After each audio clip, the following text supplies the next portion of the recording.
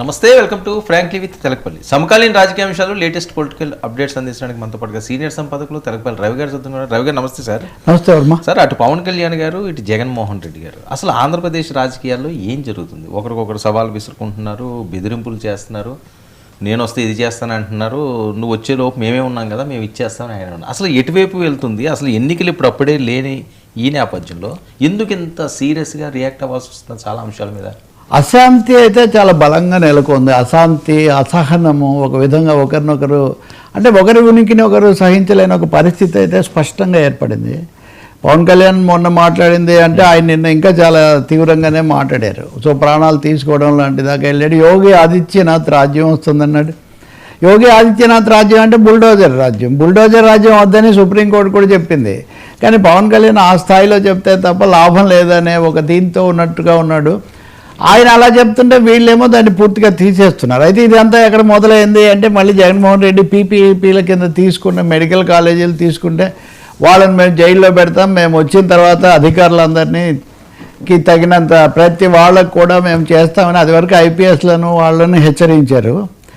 నిజంగా జగన్ ఒక విధంగా వాతావరణం పాడు చేస్తున్నాడు, దీనివల్ల ఇతరులు భయపడుతున్నారని వచ్చేటట్టుగా చంద్రబాబు నాయుడు ఒకటి రెండు సార్లు మాట్లాడారు. నిన్న పవన్ కళ్యాణ్ మాట్లాడింది చూస్తే దానికి ఒక జవాబులాగా కనిపిస్తుంది. ఏమని? మళ్ళీ మేమే అధికారంలోకి వస్తాం, అధికారులు ఎవరు భయపడాల్సిన పని లేదు అంటే భయపడుతున్నారు. అధికారులు భయపడుతున్నారు అనే వాతావరణం ఉందా జనసేనలో కానీ తెలుగుదేశంలో కూటమిలో? అది ఉందా? ఎందుకంటే కలెక్టర్ల సమావేశంలోనే స్వయంగా ముఖ్యమంత్రి సమక్షంలో ఐఏఎస్లు ఐపీఎస్లు ఉండగా ఉప ముఖ్యమంత్రిగా పవన్ కళ్యాణ్ పోలీసులు కూడా ఫిర్యాదులు నమోదు చేసుకోవట్లేదు. అనేక సార్లు మేము ఆధారాలతో వెళ్ళినా కానీ తీసుకోవడం లేదు, హోంశాఖ తగినంతగా చేయడం లేదు అని ఆయన అంటే ఐఏఎస్లను ఐపీఎస్లను పూర్తిగా విశ్వసించలేని ఒక పరిస్థితి కూడా ఏర్పడింది. వాళ్ళకు భయపడుతున్నారేమని వీళ్ళు అనుకుంటే, వీళ్ళు ఒత్తిడి చేసి మా మీదకి ప్రయోగిస్తున్నారని వాళ్ళు అనుకుంటే ఇది ఎక్కడికి దారితీస్తుంది? నిజంగా అడ్మినిస్ట్రేషన్ ఒక స్టాండ్ స్టిల్కి వచ్చే ఒక పరిస్థితి ఏర్పడింది. మామూలుగా మీరు అన్నట్టు ఇది ఎన్నికలకు 6 నెలల ముందు అట్లా కొంచెం ఎన్నికలు ప్రకటించిన తర్వాత ఎందుకు వచ్చింది అని కొంచెం జాగ్రత్తగా ఉంటారు.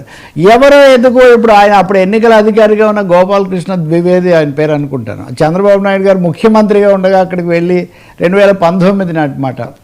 మళ్ళీ అలాగే అప్పుడు ఎల్వి సుబ్రహ్మణ్యం చీఫ్ సెక్రటరీగా తాత్కాలికంగా ఉంటే ఆయన మీద విమర్శలు. కాబట్టి అధికారులు చివరి దశలో కొంచెం జాగ్రత్త పడతారు. రిజిమ్ చేంజ్, ప్రభుత్వం మారిపోతుందేమో ఎందుకైనా మంచిదని. కానీ ఇప్పుడు ఆ పరిస్థితి కాదే. అందులో చాలా వాళ్ళకు 11 స్థానాలు, వీళ్ళకేమో 94% స్థానాలు వీళ్ళకే ఉన్నప్పటికీ కూడా ఈ విధమైన వాతావరణం ఎక్కడి నుంచి వచ్చింది, ఎందుకు వచ్చింది, దీన్ని ఎందుకు కొనసాగిస్తున్నారు అని ఈ టెన్షన్ ఇలాగే కొనసాగాలని మటుకు ఇరుపక్షాలు కోరుకుంటున్నాయి. అది చాలా స్పష్టంగా కనిపిస్తుంది. దాన్ని పెంచే విధంగా మాట్లాడుతున్నారు, పెంచే విధంగా వ్యవహరిస్తున్నారు. దానికి తగినట్టే శాంతి భద్రతల పరిస్థితులు కూడా. ఇప్పుడు నిన్న పల్నాడులో వేటకొడవలతో 2 అన్నదమ్ములను చంపేశారు. ఇద్దరు తెలుగుదేశానికి చెందిన వాళ్ళు, ఇద్దరు ఆధిపత్య పోరు, సామాజిక తరగతి. అంటే ఒక ఆయన పేరు ఐ థింక్ శ్రీనివాసు రామ్మూర్తి, ఇంకొక అతను హనుమంతు.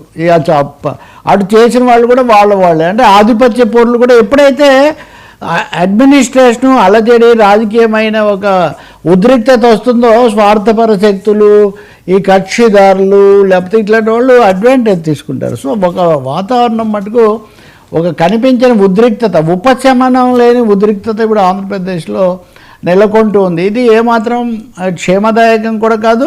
రెండోది ఎవరు తగ్గడంలా, తగ్గేదేలా అంటున్నారు. బొత్స గారు చాలా మాట్లాడారు దాని గురించి మనం తర్వాత. కానీ ఆయన కూడా జగన్ చెప్పిన దాంట్లో తప్పేముంది, ఎవరైనా తప్పు చేసి మెడికల్ కాలేజ్ ద్వారా అవినీతికి పాల్పడితే మేము చర్య తీసుకుంటామని అన్నారు. మేము తప్పకుండా తీసుకుంటాం, మేమేం ఉపేక్షించేది లేదు అని ఆయన అంటున్నారు. నిన్న మీరు అడిగారు జగన్ పుట్టినరోజు జరిగితే, పుట్టినరోజు నాడు అక్కడెక్కడో గొర్రె పోటేళ్లను కోసి రక్తాభిషేకం చేశారని పోలీసులు అదొక కేసు పెట్టారు. అది కాకుండా అంతకుముందు రప్ప అని చెప్పారని దానికోసం ఆ ప్రెస్ అదే ఒకటి. అంటే వాళ్ళు పెట్టింది ఒకటైతే మళ్ళీ ఇక్కడ అరెస్టులు కూడా చేస్తే ఇది ఎలా పెరుగుతూ పోతుంది కదా.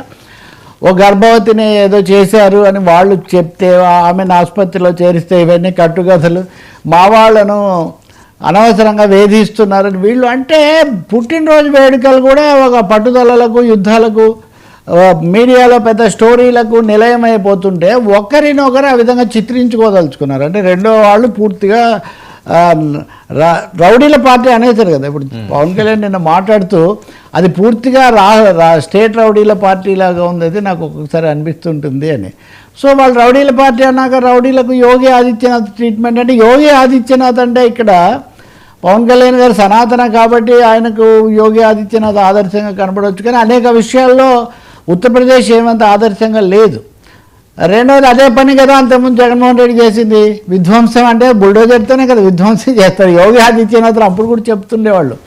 సో సమ్హావ్ ఈ బెదిరింపుల యుద్ధము, హెచ్చరికల యుద్ధం అన్నది లోకేష్ రెడ్ బుక్ నుంచి రెడ్ బుక్ పవన్ కళ్యాణ్ చేతిలోకి వచ్చింది. ఇప్పుడు మీరు గుర్తించవలసిన విషయం ఏమంటే, రెడ్ బుక్ అని లోకేష్ అంతగా చెప్తే అప్పుడు రానిది ఇప్పుడు పవన్ కళ్యాణ్ రెడ్ బుక్కో లేకపోతే ఈయన వీళ్ళదేది జనసేన బుక్కో ఏదో ఒకటి, వారాహి బుక్ అనుకుందాం. ఇది వారాహి కాబట్టి పవన్ కళ్యాణ్ వారాహి బుక్ తీసుకొని ఆయన రోజు అదే మాట్లాడుతున్నారు. మీరు డైలాగులు ఇవన్నీ సినిమాల్లో చెప్పండి కానీ మా దగ్గర ఏమి పనికిరావని వీళ్ళు అంటున్నారు. కాబట్టి ఇదేదో పంచ్ డైలాగుల యుద్ధం, పరస్పర తిట్ల పోరాటం లాగా ఉంది. వీళ్ళు నాయకులు అయితే ఇంతే ఉంటారు, కానీ క్షేత్రస్థాయిలో అలా ఉండదు కదా. క్షేత్రస్థాయిలో అందుకే రకరకాలైనటువంటి ఘర్షణలు, దాడులు, ఉద్రిక్తతలు ఇట్లాంటివి. మీడియా యుద్ధం కూడా ఇందులో భాగంగా ఉంది. ఇప్పుడు నిన్న మీరు మనం ఒకటి చెప్పుకున్నాం, ఇప్పుడు సౌభాగ్యం వివేకానంద రెడ్డి సతీమణికి సంబంధించిన భూమి వీళ్ళు తీసుకున్నారని ఒక పత్రిక స్టోరీ ఇచ్చింది. కాదు, మీరు ఇప్పుడు వెళ్ళినా కానీ వెబ్సైట్లోకి వెళ్ళి కొట్టండి ఆమె పేరుతోనే ఉందని వీళ్ళు చెప్తున్నారు. ఇప్పుడు ఇవన్నీ నిజాలు ఎవరు తేల్చేటట్టు? కాబట్టి ఒక ఆల్ అవుట్ వార్ జరుగుతుంది ఏపీలో. నిజంగా మిడ్ ఎలక్షన్ మధ్యలో ఎందుకు ఇది జరుగుతుందో అంటే ఇద్దరికీ కూడా సమస్యల మీద ఫోకస్ పెట్టడం ఇష్టం లేదా? ఇప్పుడు ఎక్కువగా మాట్లాడితే మహాయంలో జరిగింది అంటారేమో అని వైఎస్ఆర్ పార్టీకి, మా మీదకి మళ్ళొస్తారేమో వీళ్లకు.